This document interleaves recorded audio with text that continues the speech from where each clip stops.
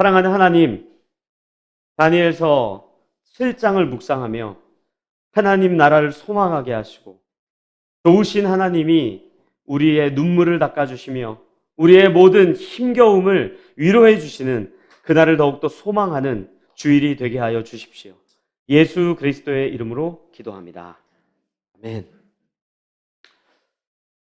여러분들, 요한계시록이 성경의 제일 뒷부분에 있습니다. 그리고 성경은 66권으로 이루어져 있습니다. 자, 그러면 이 요한계시록이 제일 뒤에 있기 때문에 뭔가 특별한가? 그렇지 않습니다. 66권 중에 한 권입니다. 그렇다면 우리는 요한계시록을 읽을 때 창세기를 읽을 때 설레임을 갖고 읽어야 되고 출애굽기를 읽을 때 막 흥미진진하게 읽은 것처럼 읽어야 되고 여호수아를 읽을 때 맞아 그렇지 라는 마음으로 읽어야 돼요. 또 복음서를 읽을 때 예수님이 우리에게 얼마나 큰 은혜를 주시는 분인지 그 기대감을 갖고 읽어야 되고 사도행전을 읽을 때처럼 또한 교회가 어떻게 세워지는지 그 막 두근두근 거리는 그 마음 있잖아요. 그 마음으로 요한계시록을 읽어야 됩니다. 그런데 우리 그렇게 읽지 못하죠. 왜요? 지레 겁먹는 게 있어요. 요한계시록을 읽을 때 이거 너무 어려운 본문 아니야? 이거 너무 이상한 본문 아니야? 너무 해석하기 어려운 본문 아니야?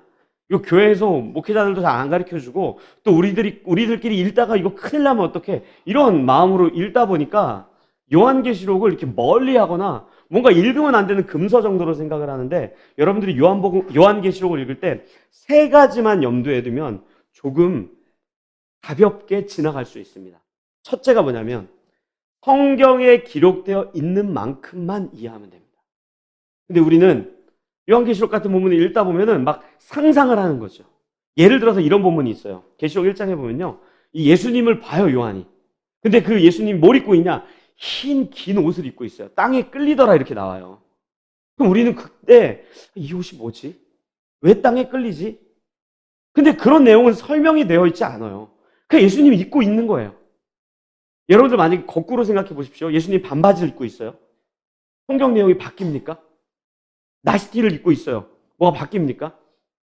예를 들어서 그 예수님이 반바지에 나시티를 입고 있는 걸 가지고 우리가 이렇게 생각을 할 수도 있어요. 예수님이 반바지에 반팔티를 입고 있어? 나시티를 입고 있어?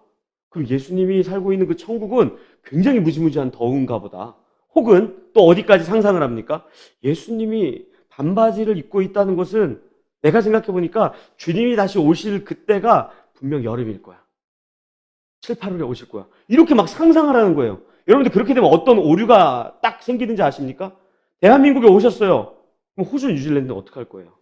그럼 겨울인데. 그렇게 앞뒤가 안 맞는 내용들이 생겨요. 그렇기 때문에 성경에서 그냥 예수님이 긴 옷을 입고 땅에 끌리더라. 땅에 끌리나 보다. 흰 옷을 입었나 보다. 이렇게 이해하면 되지. 막 여러 가지를 생각하면 잘못되는 거예요. 그래서 첫 번째는 여러분들이 꼭 기억해야 될 게 있어요. 뭐냐면 성경에 기록되어 있는 만큼만 이해하면 된다. 이게 첫 번째입니다. 두 번째는 뭡니까? 계시록의 1장부터 22장까지의 전체적인 맥락을 그냥 딱 한번 기억하면 좀 더 쉽습니다. 여러분들 계시록은 이렇게 구조가 이루어져 있어요. 1장에서는요. 예수님이 요한한테 이렇게 얘기하는 거예요. 요한아, 내가 이제 너희들에게 편지를 보낼 텐데 그 편지 너희들 다 읽어야 돼. 나만 읽으면 돼요? 아니, 네 주위에 있는 모든 교회들 읽어야 돼. 그럼 이 교회만 읽으면 돼요? 아니, 이 땅에 있는 모든 장차 일어날 모든 교회가 이 말씀 읽으면 돼. 그게 1장이에요. 그리고 2장, 3장에 당연히 교회에 보낸 편지이기 때문에 교회 전달한 메시지들이 나오는 거예요. 그래서 에베소 교회, 서머나 교회, 그다음 뭐 라우디게아 교회, 또 두아디라 교회, 버가모 교회 이런 교회들에게 편지를 보내요. 두 가지 메시지겠죠. 첫째, 너희들 잘하고 있는 게 있어. 와, 우리 칭찬해 주는 거예요? 그럼 칭찬해 주는 거지. 그럼 이거 칭찬받아서 어떻게 되는 건데요? 칭찬받았으니까 앞으로도 그렇게 살아. 그 얘기예요. 또 하나는 뭡니까? 잘못하고 있는 게 있어. 우리 지금 혼나는 거예요? 그럼 혼내는 거지. 그럼 이건 어떻게 해야 됩니까? 앞으로 칭찬받지 못하고 혼난 부분에 있어서 고쳤으면 좋겠어요. 이게 2장, 3장에 나와요. 그리고 4장, 5장에서는 어떤 게 나옵니까? 예수님이 왜 하나님인지, 예수님이 어떻게 하나님과 동등한 건지. 그래서 4장, 5장 본문을 보면 수많은 사람들이 하나님께 한 번 절하고 예수님께 또 한 번 절하고 하나님께 또 절하고 예수님께 절하고 하나님께 찬양하고 예수님께 찬양하고 이 내용이 4장, 5장에 기록되어 있어요. 그리고 6장부터 그 뒷부분은 뭐냐면 이 땅에 있는 수많은 그리스도인들에게 지금 우리가 겪고 있는 어려움을 여러 가지 내용들로 설명하고 있는 내용이에요. 심플합니다. 예수님이 편지를 보내셔. 교회 보내는 거야. 그리고 예수님은 하나님과 동등해. 그리고 그 예수님이 지금 하늘에서 영광 받고 있으니까 너희들도 이 천국에 올 거야. 그리고 그렇지만 6장부터는 이 땅을 살아가면서는 고난을 당할 수밖에 없어. 라는 말로 요한을 위로하고 있어요. 왜요? 요한이 그때 당시 유배 중이었단 말이에요. 반모섬에서. 위로받는 거죠. 그리고 이 땅에 있는 모든 그리스도인들이 그때 당시에 로마의 통치 아래서 굉장히 힘겹게 살아가고 있었기 때문에 그 위로의 메시지를 전달하는 요한계시록 1장부터 22장까지의 내용을 그 정도로만 이해해도 크게 어렵지는 않습니다. 마지막 세 번째가 뭔지 아십니까? 성경이 갖고 있는 통일성과 컨텍스트에 따라 다르게 해석되는 내용들입니다. 쉽게 설명드릴게요. 창세기 3장에 보면 뱀이 나오죠. 나쁜 동물이에요. 근데 복음서에서도 꼭 나쁩니까? 예수님 뭐라 그래요? 너희는 비둘기같이 순결해. 근데 또 때로는 뱀처럼 지혜로울 필요 있어. 근데 이거를 그냥 한 단어에 그냥 탁 꽂혀가지고 뱀은 무조건 나빠. 그럼 다 나쁜 거예요, 막. 그래서 예를 들어서 요한계시록 6장에요. 하얀색 말을 타고 온 사람이 있어요. 그러니까 우리는 딱 그 본문을 보면 뭐라 그래요? 하얀색이니까 좋은 걸 거야. 이렇게 생각해요. 근데 여러분들 요한계시록 6장에 나오는 하얀색 말 타는 사람은 적그리스도 나타내는 거거든요. 그런 식으로 성경을 막 해석하다 보면 계시록이 머리 아픈 거예요. 흰색은 대체 무슨 뜻이지? 저 말은 뭐지? 와, 요한계시록에 나오는 나팔은 무슨 나팔일까? 트럼펫일까? 색소폰일까? 아니야, 그때 그런 게 있을 리가 없어. 뭐 이런 상상을 하다 보니까 계시록에 딱 막히는데 세 가지만 기억하면 됩니다. 성경에 기록된 내용만 이해하면 돼요. 더 상상하지 마십시오. 성경에 안 기록되어 있어요. 둘째, 전체적인 순서, 전체적인 흐름.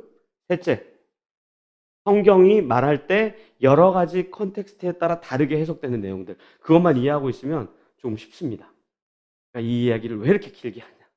오늘 다니엘서 7장이 요한계시록의 전체 구조와 굉장히 흡사합니다. 아까 말씀드렸죠.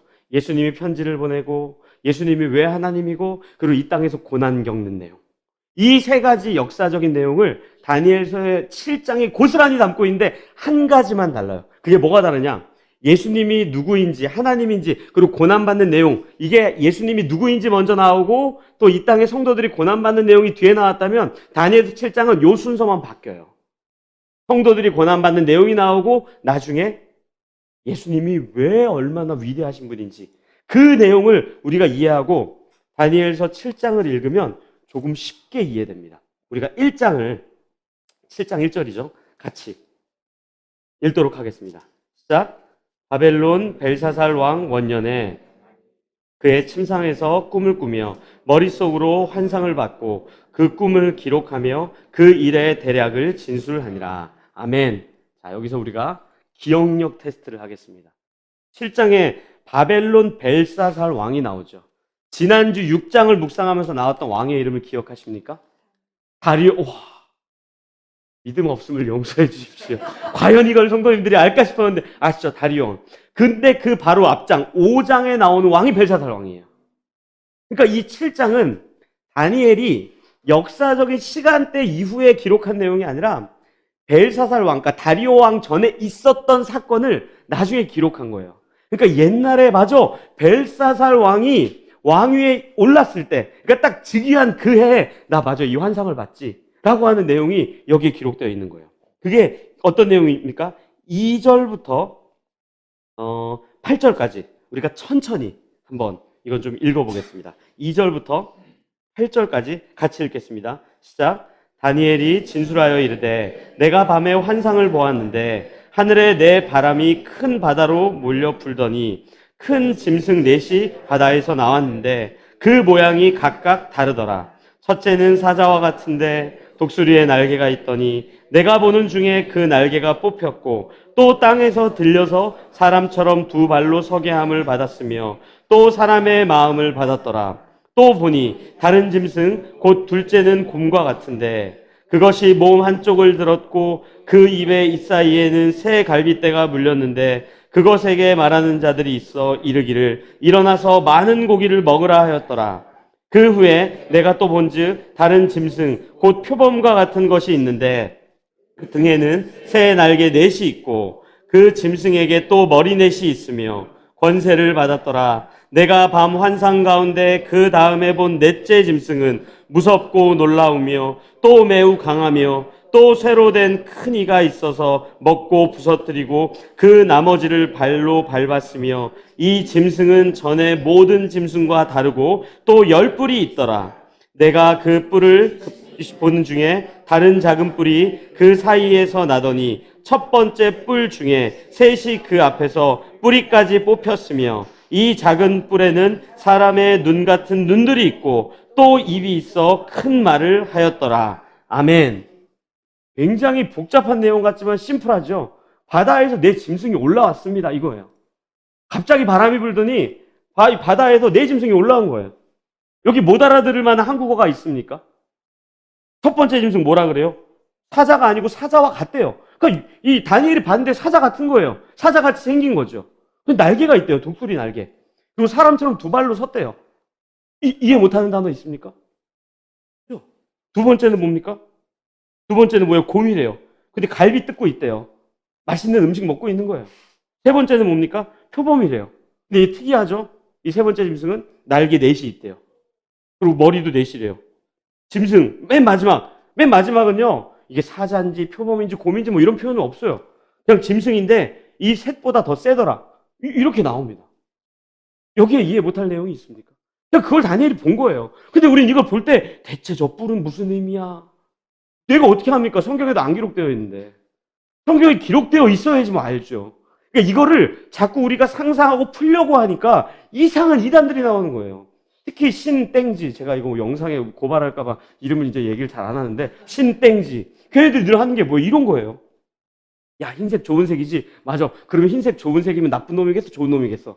그럼 당연히 자연스럽게 좋은 놈이지. 그러면은 적그리 속에서 하나님이겠어? 하나님이지. 자, 6장 펴봐, 요한계시록. 거기 흰말 나오지? 거 봐봐, 그거 예수님이야. 이렇게 말도 안 되게 해석을 하는 거예요. 우리도 그렇게 해석을 해요. 여러분들, 첫 번째 짐승이 방금 뭐라 그랬죠? 사자라 그랬죠? 근데 이 본문 방금 읽어보셔도 아시겠지만 네 번째 짐승이 세 짐승을 다 죽인다고 나와요. 그럼 우리가 생각할 때 사자 그러면 하나님, 뭐 좋은 거 이렇게 생각하잖아요. 그럼 하나님이 네 번째 짐승한테 죽는 게 말이 됩니까? 하나님이 아닌 거예요, 이거는.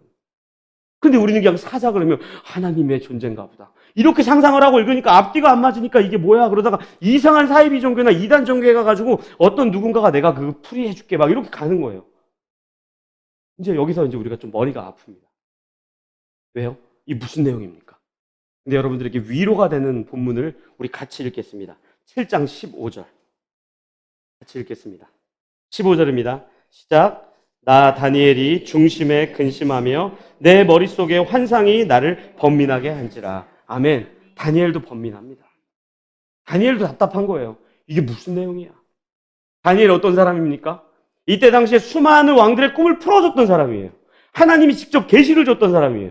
오히려 모르는 메네 대겔 우바르신 이런 글자의 해석까지 했던 사람인데 다니엘도 답답한 거예요. 이 환상을 보고 나서 이게 무슨 뜻입니까? 왜요? 분명히 사자는 구약으로부터 어떤 하나님에 대한 상징으로 알고 있는데 이 사자가 갑자기 네 번째 짐승한테 져요. 그럼 이제 생각을 하는 거죠. 이거 분명히 뭔가 불길한 것 같은데. 그렇다고 하나님이 죽은 건 아닌데 그럼 이게 뭔가? 이런 궁금증을 갖고 있었던 거예요. 그 궁금증을 갖고 있을 때 다니엘이 어떻게 합니까? 16절 제가 읽어드릴게요. 이렇게 얘기해요. 내가 그 곁에 모셔 선 자들 중 하나에게 나아가서 이 모든 일의 진상을 물으매 그가 내게 말하여 그 일의 해석을 알려주며 이르되. 아멘. 어떻게 합니까? 다니엘이 묻습니다. 저는 이 15절, 16절 본문을 이 땅에 있는 성도가 반드시 기억해야 되는 본문이라고 생각해요. 하나님의 말씀은요, 다니엘도 완벽하게 모릅니다. 저 같은 목회자도 마찬가지. 우리가 왕년에 30년 전에, 20년 전에, 10년 전에 뭐 아무리 많이 성경을 읽었다고 해도 완벽하게 안다라고 절대 이야기하면 안 돼요. 하나님께 물어야죠. 어떻게 묻습니까? 오늘 예배에 인도하신 우리 영성 형제가 이야기했던 것처럼 이 하나님의 말씀 앞에 또 묻고 또 물어야죠. 대체 하나님이 누구입니까? 구약시대 활동했던 선지자들의 메시지를 여러분들 기억하세요? 이스라엘이 왜 망합니까?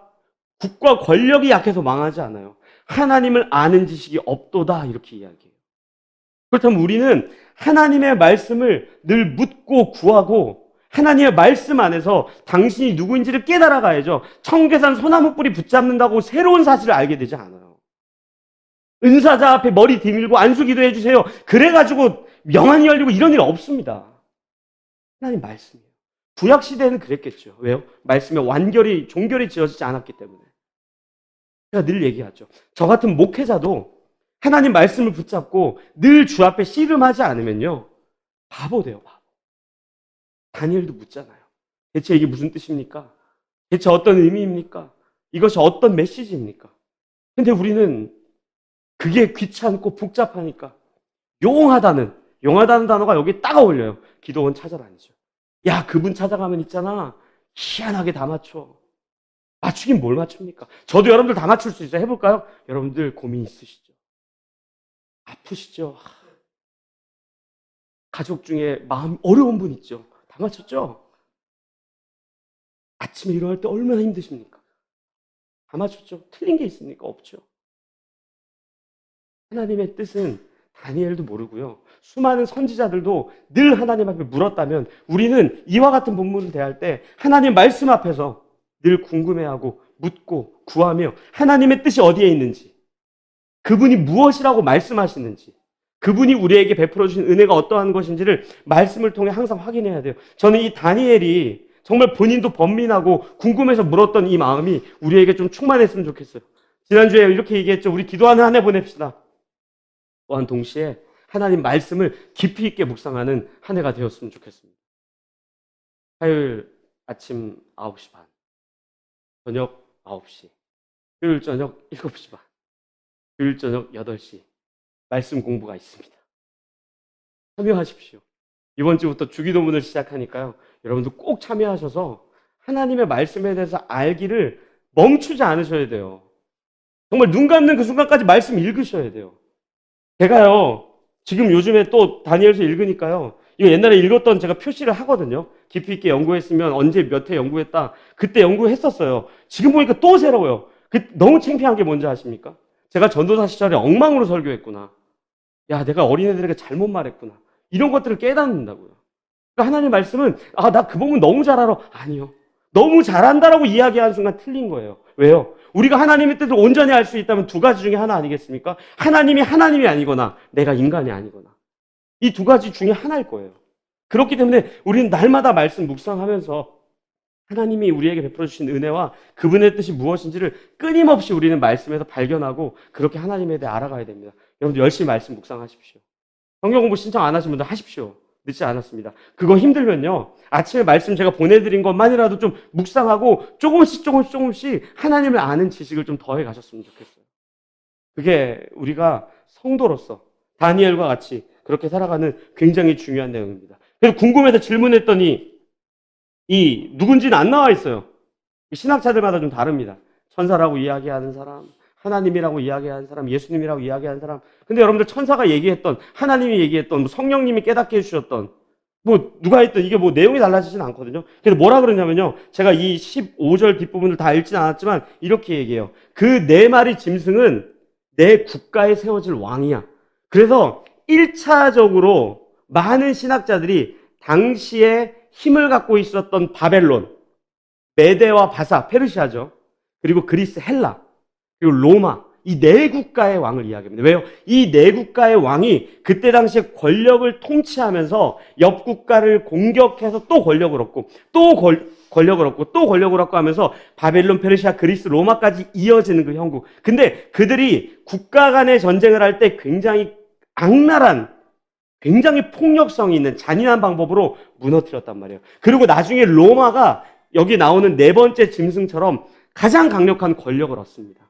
그래서 이것이 당시에 그 네 개 국가를 이야기하는 거다라고 신학자들이 이야기하고, 또한 동시에 2차적인 구독자는 누구냐면 우리 같은 사람이에요. 우리의 지금 바벨론, 페르시아, 그리스, 로마가 힘을 얻습니까? 영미일중 이런 것도 아니잖아요. 그럼 지금 가장 힘을 얻고 있는 게 미국, 중국, 이런 것도 아니거든요. 그럼 뭐냐? 이 땅에서 성도들이 살아갈 때 권력 지향적이고 물질 만능주의로 빠져들어갈 때 인격성이 사라지고 정말로 사랑이 없어지고 돈이 없으면 못 살아가고 권력 때문에 누군가를 죽이고 권력 때문에 누군가를 없이하고 권력만을 위해서라면 내 옆에 있는 사람이 죽든 말든 관심 없는 그 세상을 살아갈 때 사탄이 그렇게 우리를 이끌어 갈 것이다 라는 본문이 오늘 이 본문의 짐승으로 묘사하고 있는 거예요. 이건 여러분들 제가 구체적으로 설명하지 않더라도 얼마나 잘 아는 내용입니까? 조금 더 많은 권력을 얻기 위해, 조금 더 많은 돈을 얻기 위해 가족을 살해하는 일이 비일비재하고, 사랑이 사라진 시대를 얼마나 우리가 심각하게 지금 살아가고 있습니까? 그게 이 네 마리의 짐승을 통해서 이 땅에 점점 더 악해질 거라는 내용을 하는 거예요. 그런데 위로의 메시지가 있죠. 뭐예요? 그렇지만 이렇게 나와요. 이렇게 나와요. 21절과 22절을 우리가 같이 한번 읽겠습니다. 다니엘서 7장 21절과 22절입니다. 같이 읽겠습니다. 시작. 내가 본즉 이 뿔이 성도들과 더불어 싸워 그들에게 이겼더니 옛적부터 항상 계신 이가 와서 지극히 높으신 이의 성도들을 위하여 원한을 풀어주셨고 때가 이름에 성도들이 나라를 얻었더라. 아멘. 여러분들 21절은요. 내가 본즉 이 뿔이 뭐예요? 그 짐승들이 성도들을 이겼다는 표현이에요. 그러니까 성도들을 괴롭힌다는 거예요. 우리가 보면은 권력이 전부인 것 같죠.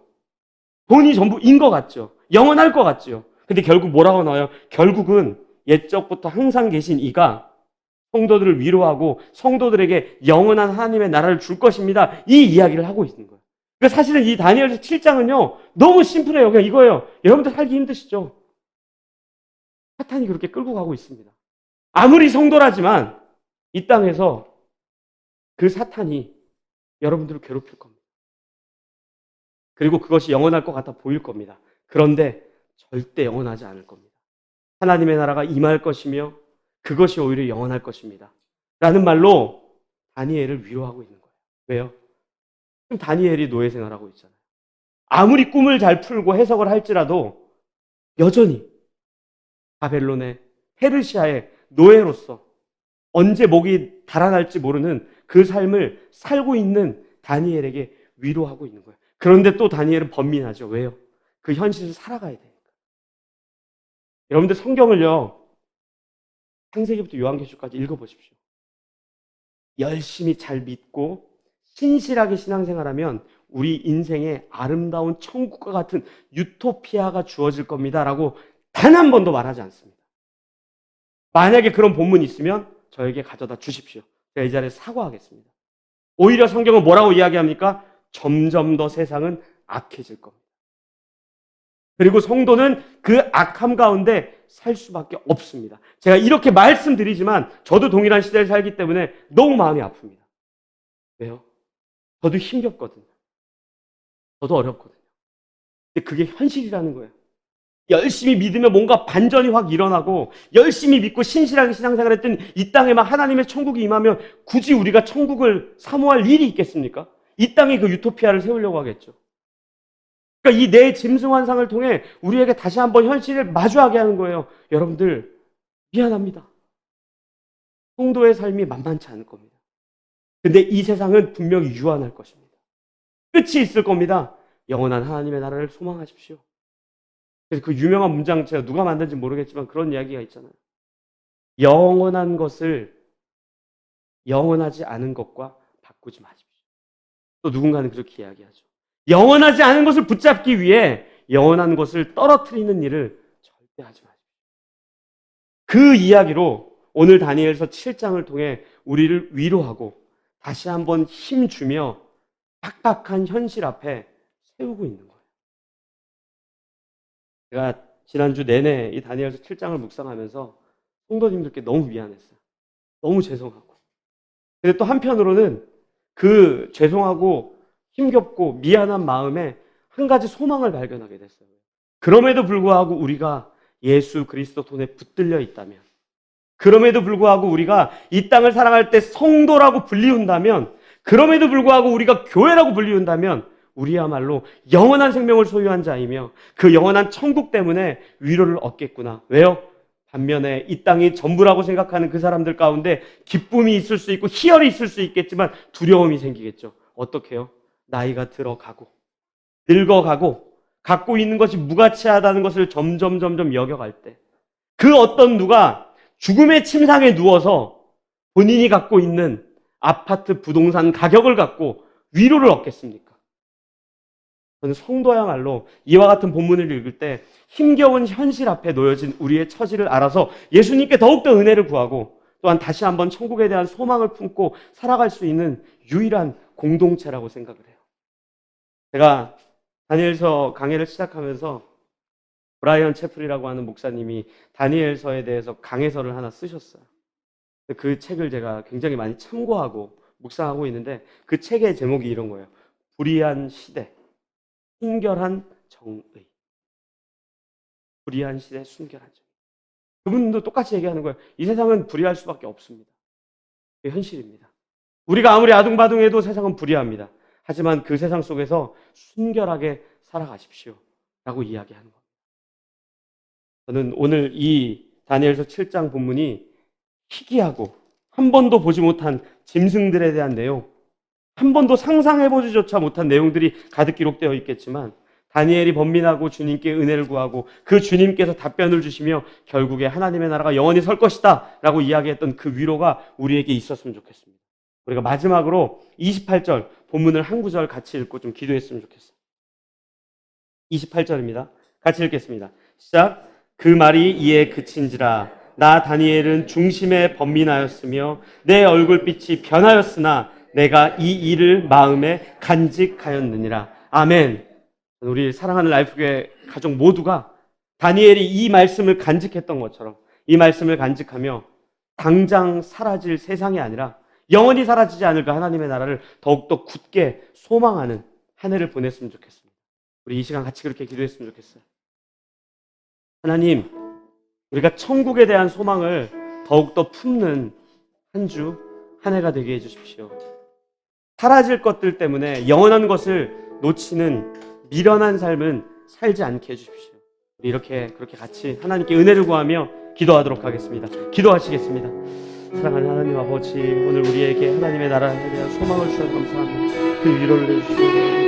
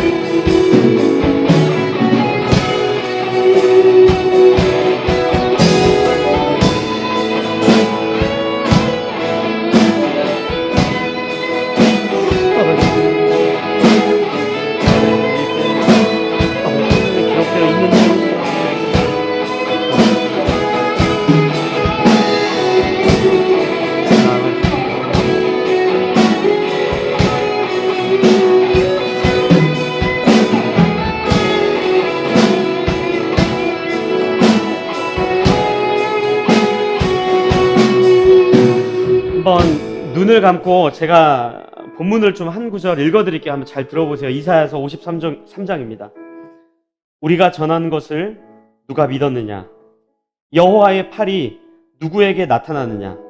그는 주 앞에서 자라나기를 연한 순 같고 마른 땅에서 나온 뿌리 같아서 고운 모양도 없고 풍채도 없은즉 우리가 보기에 흠모할 만한 아름다운 것이 없도다. 그는 멸시를 받아 사람들에게 버림받았으며 간고를 많이 겪었으며 질고를 아는 자라.